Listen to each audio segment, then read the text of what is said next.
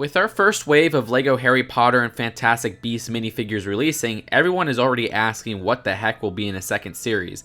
I teamed up with my artist Ash and Flash to deliver what we think would realistically be in such a series.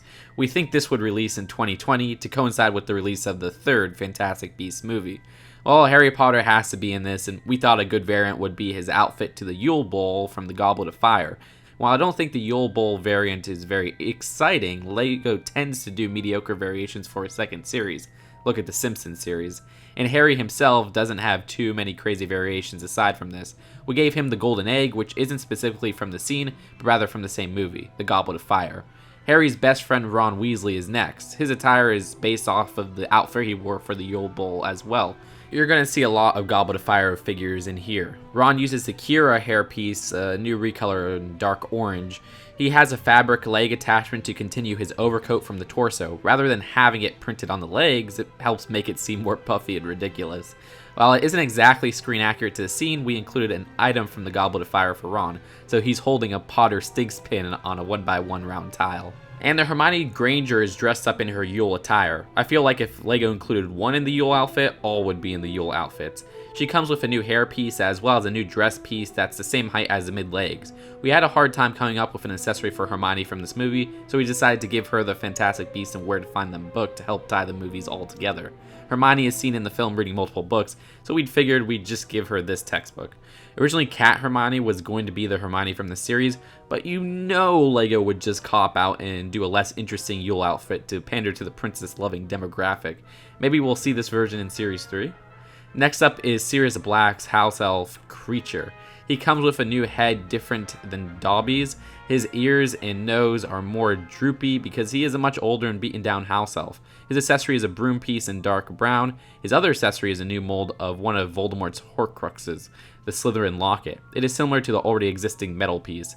Then there's Luna Lovegood wearing her lion head, a fan favorite outfit that Luna used to show her support for the Gryffindor Quidditch team. Her accessory is a reddish brown wand, which actually I should note most characters have their wands in here, so I'll leave out mentioning that, and a goblet in pearl gold. We also have Moaning Myrtle with a new toilet seat attachment to her neck that continues behind the head, and she uses the existing pigtails hair and mid-legs. Now we have Wormtail in his Graveyard Duel outfit with Little Voldemort, using that Series 15 LEGO baby piece, and Wormtail himself has a new hairpiece.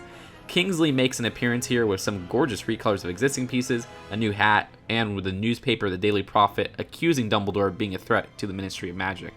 We can't forget the infinitely annoying Rita Skeeter, with some nice lime recolors for her outfit, a feather as a quill, and a notepad, a printed 1x2 tile. There's also Lavender Brown, which has a new hairpiece similar to Alice's from the Disney series, as well as a new piece of the Weasley brothers' love potion topped with a handle up top. Now, going back to the original films, we have Vernon Dursley using a recolor of the Commissioner Gordon LEGO Batman movie hair. For his accessories, we have the already existing LEGO cookie and a letter printed for Harry on a 1x2 tile, right before he'll angrily destroy it.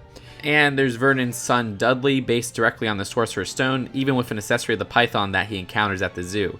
Gilderoy Lockhart is another pick of the series with a new mold for a Cornish pixie similar to Baby Groot and a signed photo of him on a broom.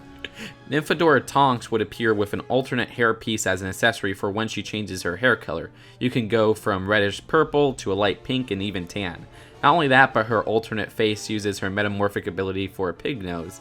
We decided to include Luna's dad, Xenophilius Lovegood, the only figure in here from the final films. His hair color is a recolor of the new Aquamans, and his accessory is Tales of Beetle the Bard. Ash and Flash did a great LEGO interpretation of this, with the inside page, a 1x2 tile, being of the Three Brothers story. That looks great. Finally, we have Prisoner Bellatrix from the Order of the Phoenix, which uses her existing hairpiece, black handcuffs, and the web holder piece, holding a new 1x3 tile of her prisoner number. That's it for the LEGO Harry Potter minifigures, which you can see it's an interesting bunch. Stay tuned till the end as we discuss some key characters who remain missing, because we still have 6 to go. But these are from the Fantastic Beasts movie, starting off with a young Albus Dumbledore, based off the second film. Keep in mind this movie hasn't been released yet, so the accessories and such were so hard to decide. Well, not actually for Dumbledore, we gave him the Deluminator, a new piece. Young Newt Scamander is included with his Hufflepuff robes and a new mold for Pickett, much like a statue figure. Since I felt the one LEGO release is so lame, I just thought it was a leaf. Again, I don't even know if he had Pickett at this time in the movie, so I'm making a wild guess. We have Letta Lestrange with a photo of her from the past, the one Newt owns, which LEGO did include in a set, but I felt wasn't too accurate, and this is a 1x1 printed tile. There's Newt's brother Theseus Scamander, which is a recolor of the Mr. Incredible hair in dark brown, and the letter he sent to Newt printed on a 2x2 tile. The writing on it is pretty fine, so I'm not sure LEGO would print the whole thing, but we took the risk.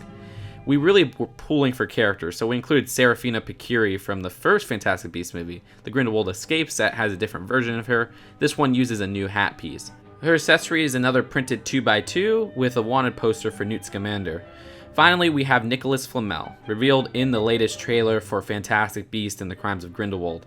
He has the Philosopher's Stone as an accessory, and his hairpiece is a recolor of Mad Eye Moody's in white.